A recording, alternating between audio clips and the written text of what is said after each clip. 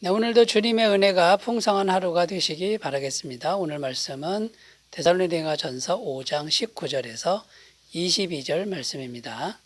성령을 소멸하지 말며 예언을 멸시하지 말고 범사에 헤아려 좋은 것을 취하고 악은 어떤 모양이라도 버리라. 아멘. 네, 오늘 말씀 20절에 보면 예언을 멸시하지 말고 이렇게 기록합니다. 예언이라고 이렇게 나오는데 당시 데살로니가 교회에 예언의 은사를 하는 사람들이 있었다고 합니다. 그런데 여러 사람들이 예언의 은사 그런 거는 하지 말아라 이렇게 억압을 한 것이죠. 자, 이런 문제 때문에 이제 바울에게 이 문제에 대한 그 답변을 지금 이제 요청한 상태였다라는 거죠. 그런데 이제 바울은 이 예언의 은사에 관한 답을 주고 있는데 한마디로 말하면 신령한 은사를 멸시하지 말라. 지금 이렇게 말씀하고 있다라는 겁니다.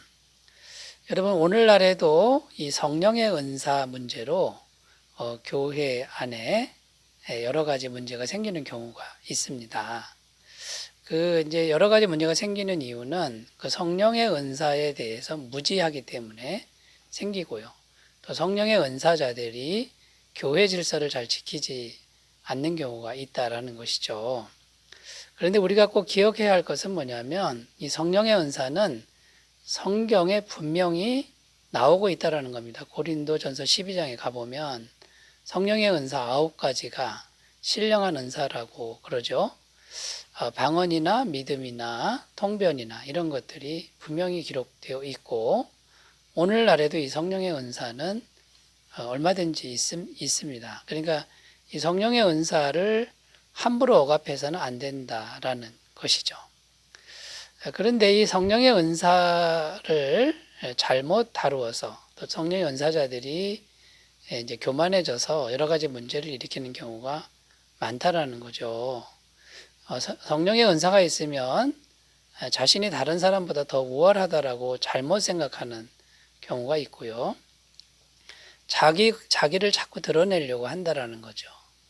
그 다음에 금품을 요구하는 이런 일도 생기고 교회 질서를 잘 지키지 않습니다.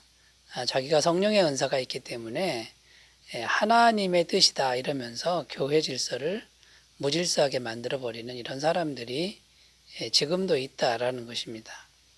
자, 이 예언의 은사, 예언을 멸시하지 말고 이렇게 지금 바울이 말씀하고 있는데 이런 성령의 은사에 대해서 어떻게 우리가 태도를 가져야 바람직한 태도가 될 것인가. 이제 오늘 말씀의 주제는 이런 것이 되겠습니다.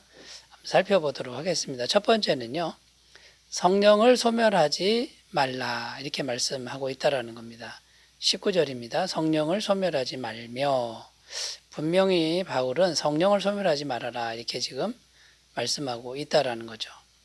자, 소멸하다 이 뜻은 불이 꺼지다 이런 의미가 되는데 성령님을 보통 불로 표현을 합니다. 이 성령의 불은 헛된 걸 태우고 죄를 불살라 버리는 이제 그런 성령님의 사역을 염두에 두고 표현한 것이죠.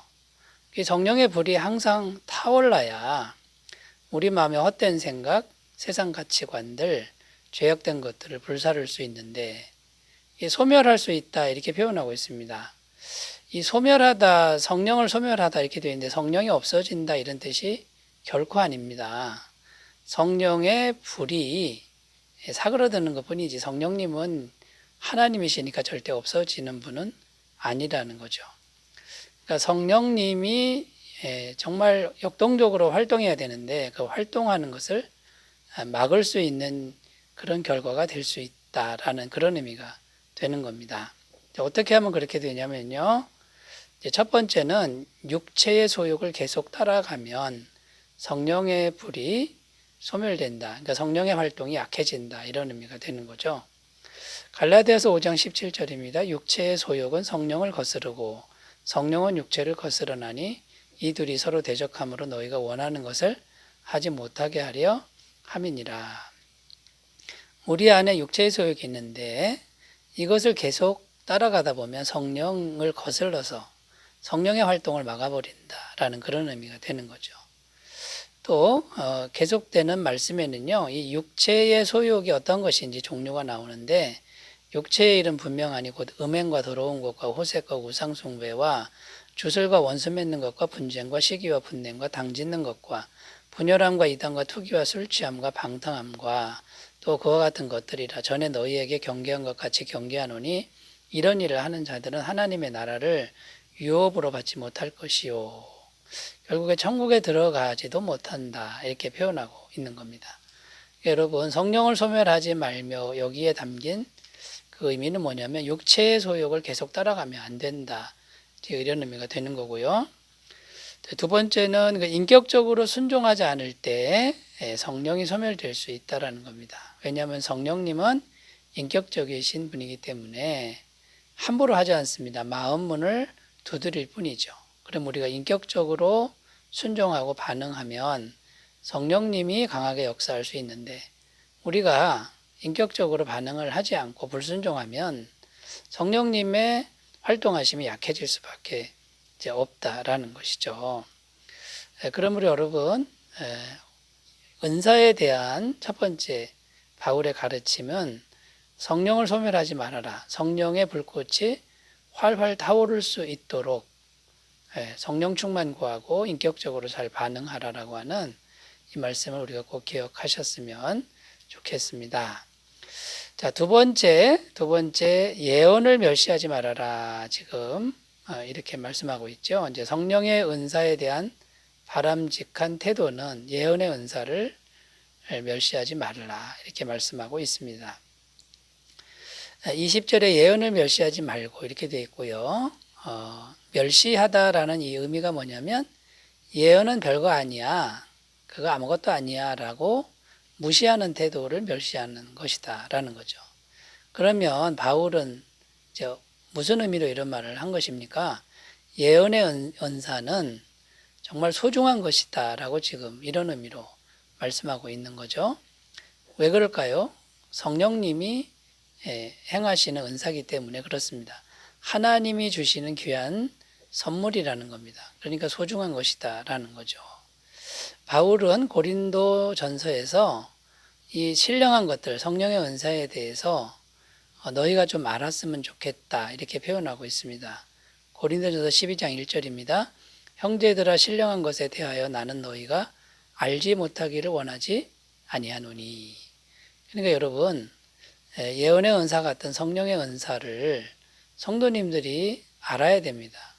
그리고 지식으로만 아는 게 아니라 실제로 성령의 은사를 받고 사용할 줄 알아야 된다는 거죠. 자, 그러나 질서 있게 잘 사용하라고 또 바울은 권면하고 있습니다. 고린도전서 14장 29절에 예언하는 자는 둘이나 셋이나 말하고 다른 이들은 분별할 것이요. 자, 예언의 은사를 받았다고 해서 함부로 예언을 하는 게 아니라는 겁니다. 자, 예언 은사 받은 사람이 예언을 하면 다른 예언의 은사를 받은 사람들, 그러니까 다른 은사자들이 진짜인지 가짜인지 분별하라는 거죠. 나 예언 은사 받았다라고 무질서하게 교회 내에서 함부로 하는 게 아니라 허락을 받고 질서에 따라서 그렇게 해야 교회가 아름답게 서지 않겠습니까? 그런데 예언의 은사 받았다고 교회 권위도 무시하고 질서도 무시하는 이런 행동들은 바람직하지 않다라는 것입니다. 자, 그 다음에요. 예언의 은사 관련돼서 우리가 꼭 기억해야 할 것. 신령한 성령의 은사, 그것도 중요하지만요. 진정한 예언은 성경 말씀이라는 겁니다. 예언은 미래를 맞추는 게 아니라 하나님이 사람에게 말씀을 맡겨두신, 맡길 예자를 쓴다라는 거죠. 맡겨두신 말씀이에요. 그러니까 성경 말씀이고, 성경의 핵심 주제는 복음이라는 겁니다. 복음의 말씀이라는 것이죠. 베드로전서 1장 23절 25절 너희가 거듭난 것은 썩어질 씨로 된 것이 아니요 썩지 아니하시로 된 것이니 살아있고 항상 있는 하나님의 말씀으로 되었느니라. 그러므로 모든 육체는 풀과 그 모든 영광은 풀의 꽃과 같으니 풀은 마르고 꽃은 떨어지되 오직 주의 말씀은 세세토록 있도다 하였으니 너희에게 전한 복음이 곧 이 말씀이니라. 여러분, 이렇게 말씀하고 있다라는 거죠. 그래서 정말 중요한 거 예언은 성경이고 성경의 예언 중에 예언은 복음이다. 이렇게 정리를 하셨으면 좋겠습니다. 자, 세 번째입니다. 세 번째 성령의 은사에 대한 바람직한 태도 세 번째는 범사에 헤아려 좋은 것을 취하라. 이렇게 말씀하고 있습니다. 여기 보면 헤아리다 이렇게 되어 있는데 시험하다, 조사하다. 그러니까 범사에 좋은 것을 시험해 보라는 거죠. 그게 진짜인지 가짜인지 조사해 보고 시험해 보라. 지금 이렇게 말씀하고 있는 겁니다.